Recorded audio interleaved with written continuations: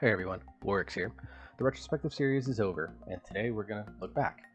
I've had time to digest and think about all the rankings that I did, and I want to go through each sort of ranking that I did on an actual expanded tier list as you're seeing here on the screen now, and kind of clean some things up. A lot of specs I maybe rated as high B or low A, and so I wanted to do an expanded tier list to show exactly where those specs fall. Some specs may even change completely as I've had time to kind of look back and see if I was maybe too harsh or too lenient, or some new information that I did not know previously has come out to me. That's what we're doing today. Since we've already done Mythic Plus, this is focused purely on the raid rankings that I've done for each spec during the retrospective series itself. So to note, I will not be touching on every spec here. If you want to get more details about why I've rated each spec where they are, I'm going to definitely recommend that you go and watch the retrospective series as a whole.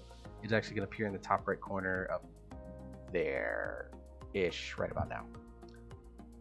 So the first spec that we're actually going to be adjusting is Guardian Druid.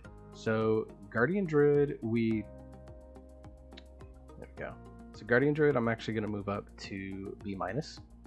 So it was the lowest representation tank throughout BFA, and so I think for a lot of people that put a very specific sort of nail in the coffin of the spec, but the spec itself was a lot better than I think people gave it credit for. I think a lot of the things that led to it being low represented was the fact that many people saw the spec as really boring to play. I don't necessarily agree with that. I thought Guardian Druid was actually really fun, but I think some of that comes from the way that I approach and appreciate class design. Since I did not play from Cataclysm through Legion, I don't have sort of the quote glory days of like Mist of Pandaria or even the gameplay of Legion that many people sort of see as like the best time to play the class. You know, I'm basing it off of the early iterations of the game in classic vanilla, vanilla TBC and Wrath of the Lich King. Anyways, back to Guardian. I think Guardian handled tanking just fine in 8.2 once the Mangle and Thrash got better rage generation and Ironfur got a reduction in rage cost. Moving it up one step here as a result. If we look at only mythic raids, then I think the C might be warranted, but I wanted to include like heroic level raids since that's where a majority of Warcraft's population actually falls. And so because of that, I think Guardian was actually just as good as almost any other tank in that regard, so that's why I'm moving it up to the B-.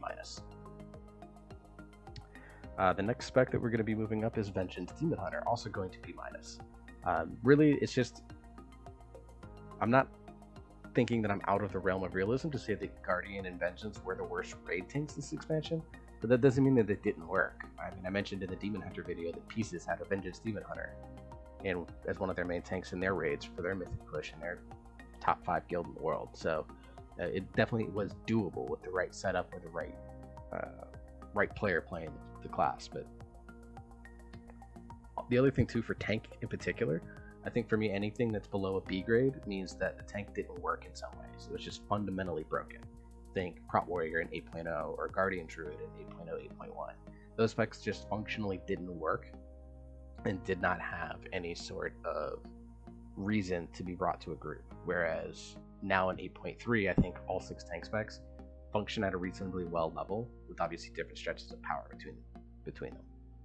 The other spec we're going to move up here is Mistweaver Monk.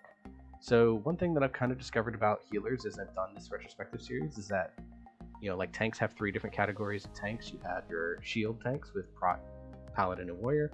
You have your healing tanks in Demon Hunter and Death Knight, and then you have sort of like your damage smoothing tanks in Monk and Druid.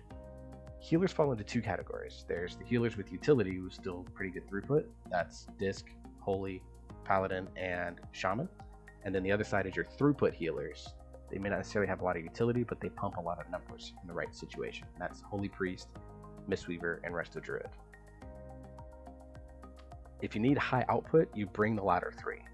I think Mistweaver held up just fine from a number standpoint, but just kind of lacked any utility outside Mystic Touch, and it had pretty low damage output because you would force you to be in melee range, and so it kind of hurt them beyond like the heroic rating level, which is why they don't really move any higher than B-. But I think they did do pretty well in, just kind of from some of the logs that I looked, generally speaking, they did pretty well in heroic level rating, and kind of like healers, or like tanks, if you have a healer that's below a B grade, then that says that it just functionally doesn't work on any level in raiding, and I don't think that's the case for raid situations. Mythic Plus, yes, but not for raid. Alright, now we're going to move into the B tier. Next up, we're going to take Resto Shaman and actually have it switch places with Holy Priest. And the reason for this is that I think Shaman was better than Holy Priest across the board. Shaman actually saw play in high-level raids. Definitely stood out in 8.1 during Battle for Desire Lore's raid tier, but they also saw play even in, I think Complexity Limit ran it on a number of bosses in Nyalotha as well. So Shaman ended up being better overall than Holy Priest. Even if the gameplay was flipped for me, I liked Holy Priest better than Resto Shaman, but not by much. So just kind of correcting a very, very obvious wrong. Holy Priest was good, very good in heroic raids as well, but Shaman's utility and some good healing throughput and some certain fights really stacking up in their favor just put them above Holy Priest, so just switching those two. The other one I'm actually going to move up, and this one's moving up 2 steps here, that's Blood DK to A-. So Blood DK I was a little too harsh on. I think some of it was probably my own gameplay being mediocre. I am a barely above average tank after all. But the thing about Blood is that it always found a niche in almost every raid. You don't count Crucible of Storms, but in all of the other fights, it found a niche. I think it was Mithrax in Uldir, it was Mechatork and Stormwall Blockade in Battle for Desire Lore, in Eternal Palace, I think it was Ashvane, when you needed a third tank to soak a lot of stuff. And then, of course, in Nyalotha, they were one of the main tanks that you brought for the raid. So, as a result, I think that Blood DK always found a way in. It just wasn't Brewmaster, and that was the biggest thing that kind of maybe pushed that grade down. Brewmaster was just such a powerful force in the raid tank situation, and so that's why you're seeing, a 3-step gap between the first tank and the second tank. I think Blood DK actually ends up the second best tank in raids for this expansion.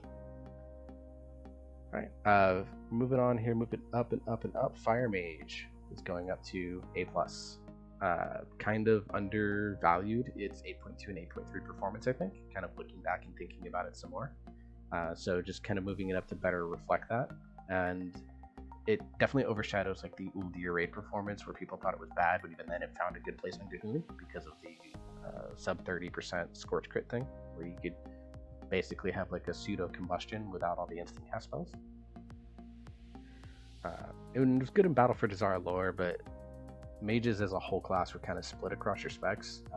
BOD was one of the rare cases this expansion where something other than warlocks had very viable choices for multiple specs to be used during a raid tier. Warlocks kind of had it across the whole expansion. Hunters saw it a little bit for their range specs, but for the most part, mages were the only one that you saw all 3 being played in BOD, and they were all very good. The last one that I'm going to move is Frost DK. Frost DK, I think I said in the DK video, actually I know I said in the DK video that its grade was an A, though barely. I think those were my exact words. So just moving it down to reflect that. So for this, I think I cleaned up the rankings a lot more. When you look at the healing dichotomy, it was very clear you had 2 dominant specs in Holy and Discipline. You had Resto Shaman here as well that did very well for itself. And then you had, kind of Holy Mistweaver, Resto Druid were all kind of middling there at the bottom. I think Mistweaver probably the worst for raid overall. You could argue Holy, but you know what? I'm actually gonna put Mistweaver here. Put Mistweaver there, so we have all the healers were pretty solid representative. Tanks, obviously Brewmaster, big gap, Druid, and then you have Prot, Guardian Vengeance, kind of all being there in that same mold. And then DPS specs, I feel pretty good about how all of them felt. Like you have your bottom tier here with these 7 DPS specs that you just never really saw on a consistent basis unless you absolutely needed like a Windwalker for Mystic Touch. You didn't have a Brewmaster for some reason. And then you had kind of like your specs like Outlaw, which did okay if the fight design was right. I can argue moving Outlaw down to C for that. Frost Mage kind of just was there. These specs were very niche, Enhancement and Retribution. Arms, Marksmanship, Frost all did pretty well, but definitely had some major gaps in their rotation. And then these were kind of the specs that you always wanted to see at the top here. Havoc, Assassination, Beast Mastery, Fire, Affliction, Balance, Destruction, Fury, Shadow, even Arms to some extent. So I feel pretty comfortable with these rankings. Feel free to tell me why I'm right or wrong in the comments below, and remember to like, share, and subscribe to the channel. It would mean a lot to me. If you actually want to watch me play World of Warcraft, come join me on Twitch at twitch.tv/wargs_BAA. It's barely above average for the guild name. I'm there every Tuesday, Wednesday, and Thursday nights from 9:30 p.m. to midnight Central Time US. So if you're in Europe, I'm pretty much up at the ass crack of dawn for you. If you're in Asia, I'm in the middle of the afternoon. Don't know if you want to take your time doing that, but I'd appreciate it. And then if you're in the US, you're basically in degenerate hours with me, so let's come hang out. Right now, I'm mostly prepping characters for Shadowlands with the occasional Mythic Plus key for fun as we work towards pre-patch. The next video I'm going to do is probably a video on choosing my main, but I want to wait until pre-patch releases as I kind of want to test both DK and Monk, as those are a little preview. They are the front runners right now for my main in Shadowlands. And I'll also go into philosophies and approaches that you can take for choosing your main. So that video is probably not going to drop until after pre-patch comes, but I definitely want to have it ready and kind of writing my thoughts down on that. So until then, everyone, stay safe, wear your mask. Please, for the love of God, wear your mask. 7 million cases in the US is absurd. But wear your mask, and I will see you next time.